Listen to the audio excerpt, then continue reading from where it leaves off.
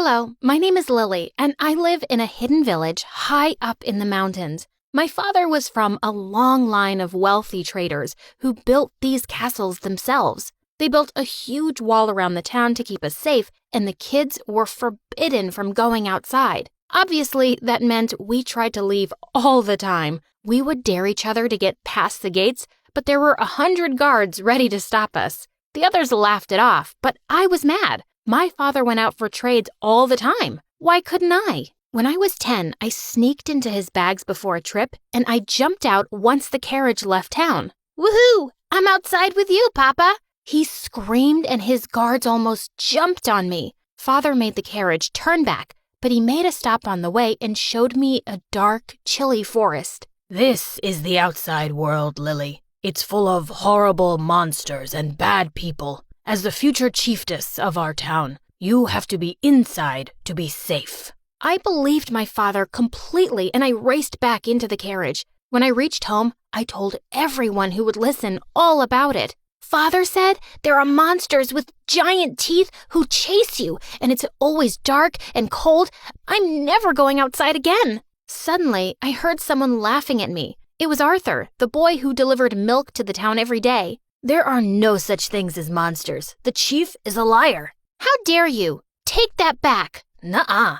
I live outside, and I have never seen any monsters. And it's sunny all the time. You're a fool. Everyone laughed at me, and I turned red with embarrassment. People started asking Arthur what he had seen, and he said there were towns way bigger than ours. There was even something called a school where hundreds of children got together to play games and learn skills. Hundreds of children? Our entire village had 30 kids. I couldn't believe Father lied to me. I demanded that he tell me the truth and let me out, but he refused. You are my princess. This is the only place I can keep you safe. His control over me changed everything. Over the next few years, I stopped being the sweet Lily he used to know. I turned into a total troublemaker. I broke expensive vases he got from his travels and tore up tapestries he dearly loved. One time he had an important meeting with big traders, and I let all of our goats run free into the room. It was so funny to watch all the men screaming. Father was furious at my antics, and one night I overheard him talking to my mom about setting my engagement. If we get her married, I can officially make her the chiefess. Then she can stay here forever. Be here? Forever? This was my nightmare. I knew that if I wanted to see the world outside these walls, I had to do something drastic. The only person I could think of was Arthur, the milk boy. He rode into our town in a carriage every day, so I packed up some gold and clothes and sneaked inside. I held my breath as Arthur rode out of town, but when we were away from the walls, I couldn't help but scream. Yes, I made it out! Ah! What are you doing here? I needed to get out of there. You can take me to a new town, right?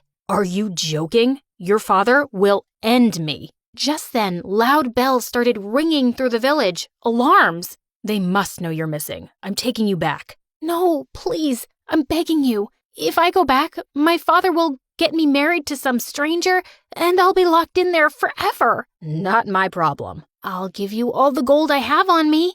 I showed him the contents of my purse, and he agreed to help me right away. Yes! Arthur's carriage raced away from my village, and I finally got to see the outside world for real. Yes, there were dark, scary forests, but they ended soon, and we reached a bright town that was bursting with people. Arthur tried to leave me in the middle of the crowded square, but I held on to him. No, you have to keep me with you. Not a chance. There's going to be guards looking for you all over. I gave you all the gold I had. The least you can do is give me a place to sleep one night, please? He groaned and took me to his house, complaining the whole way there. I got to meet Arthur's family, his mother and his little sister Gwen. When I told them the story of my escape, Gwen and his mother accepted me with open arms.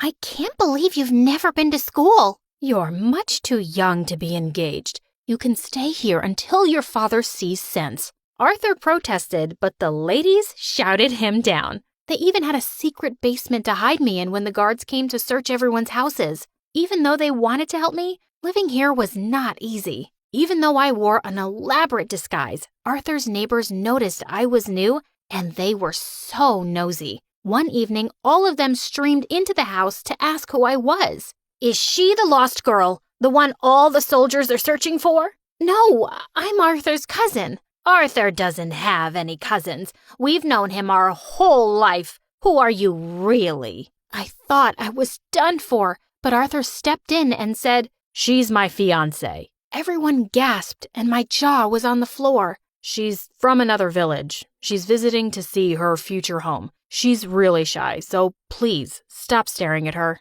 People walked away, whispering to each other, and I threw my arms around Arthur. "Thank you." Now that everyone thought I was his fiancée, I was free to roam around town, and Gwen even took me to school. I got to play games I'd never even heard of, with more children than I'd ever seen in my life. I was just getting used to being here, when one day horses charged into town with my father's crest. I ran home and tried to get into the basement, but Arthur blocked the door. "I'm so sorry, Lily." "Sorry for what? Open the door." That was when my father marched right into the house and caught me. His men put me into his carriage and he thanked Arthur publicly. "You must be rewarded for helping me find my daughter. From now on, you work for me, son. I will take care of your education and your family. Pack up your things and follow us."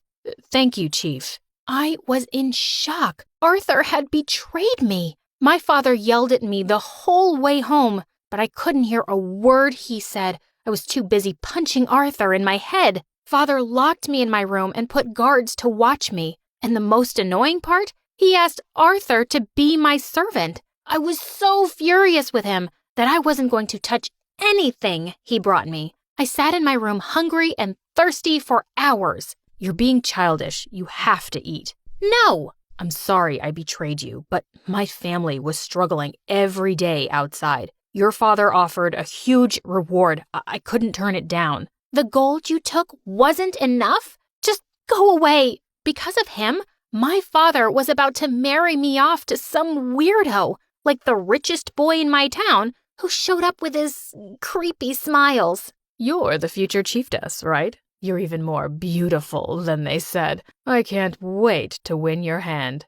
He gave me a flower and he leaned forward to kiss my cheek. Arthur pushed him away. "Who kisses a lady like that?" "The guy who's going to marry her." No way was I going to marry this idiot. But my father actually agreed to his offer. He didn't even care when I said no. "He has enough castles to amuse you your whole life, Lily. You'll love it." The day of my wedding was fixed, and I knew I had to run away somehow. But the days kept passing, and I could never get around the guards. There was no way out. And suddenly, my wedding day was here. An hour before the ceremony, Arthur ran into my chambers. "You look incredible." "What do you want? I'm freaking out." "You want to run away, right? I can help you." "I will never trust you." "I have a plan. No one will see us. Come on." I had no other option. Arthur pulled a rope and we used it to climb down the walls. The town was empty. Everyone was in church for my wedding. We ran out of there at full speed. Arthur's family was waiting in his carriage too, and they hugged me tight as we rode off into the sunset. "Why did you do this, Arthur? You just lost everything you got from my father." "I felt too guilty for ruining your life. I can't live with that. I'd rather go back to selling milk." "He likes you." "Shut up." Arthur rode to a friend's place 2 towns over. I'd hidden there for just 2 days when I started hearing the weirdest news about home. People were saying that a sickness was spreading through my town. Many were ill and some were even dying. Arthur thought this was my father's trick to get me to come back. But I couldn't just ignore this. We found some horses and raced back to my town. My worst fears came true when I got there. Our only lake was covered in algae. The water was toxic, all the fish were dead, and anyone who drank the water became severely ill. "Father, I'm here." "Lily, you're all right. I thought I'd never see you again." "I saw the lake. We have to leave this town. It's not safe here anymore." "No, we built this place with our own 2 hands. We can't just leave. We have to fix this." There was no way to fix this. I had to do something. I ran out of the castle and began to rouse the whole town to get out of their houses. All the guards were sick, and there was no one to stop me. "We have to leave. You all know it. This place has kept us safe for generations, but we won't last 3 days without water. I'm going to a nearby town, and anyone who wants to live can come with me." Lily, we can't do this. "Yes, we can. You wanted me to be the chiefess, right?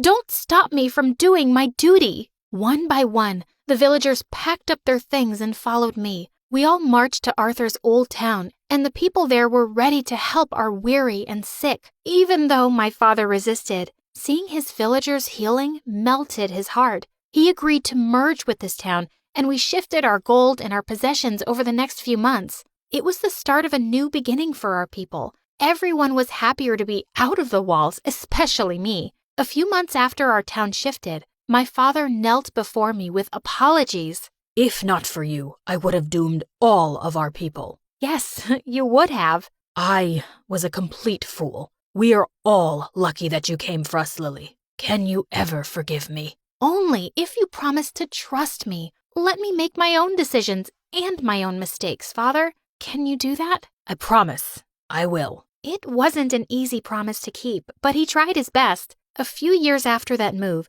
Arthur and I fell madly in love with each other. I couldn't wait to be with him and his family. But when I broke the news to my father, he reacted poorly. I can't let you marry a milkman. You're a princess. Father, remember your promise? You have to trust me. He grumbled and gave Arthur an angry hug. Hurt my princess and I will end you. Yes, sir. Aw, you guys are adorable.